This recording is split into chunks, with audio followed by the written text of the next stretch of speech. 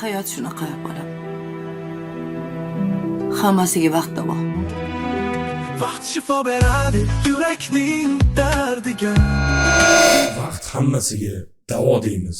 Vaqt hammasiga davo deymiz. Hammasiga davo deymiz. Vaqt hammasiga davo deymiz. Vaqt hammasiga davo deymiz. Shu gap qanchalik haqiqatga yaqin. Qadim arablar va sharqiy turk jamoalarida ruhiy jarohatlar hech qachon o'zi o'tadi deb qabul qilinmagan. Turk sarkardalari o'z jangchilariga har bir og'riq ustidan o'ylashni o'rgatgan. Abu Zayd al-Balhi ilk bor ruhiy muolajani jismoniy kasallikdan ajratib aytgan.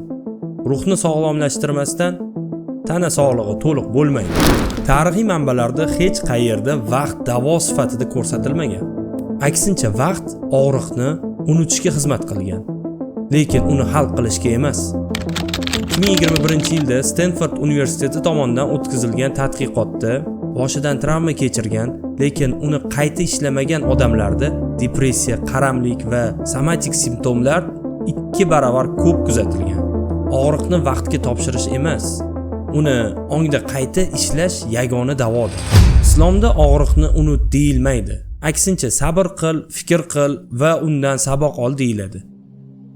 Bas, og'irlik bilan birga yengillik bordir. Ha, og'irlik bilan birga yengillik bordir. Og'riq yo'qolmaydi, lekin uni ketidan quvvat keladi.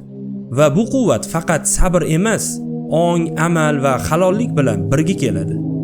Vaqt hech narsani davolamaydi. U faqat sirtni yopilgan, ichida chirayotgan jarohatni ko'rsatmay qo'yadi. Agar ichkaridan qaralmasa, u seni ichingdan yemiradi. Vaqt bu plastir, lekin plastir ostidagi yara o'zi tuzalmasligi mumkin.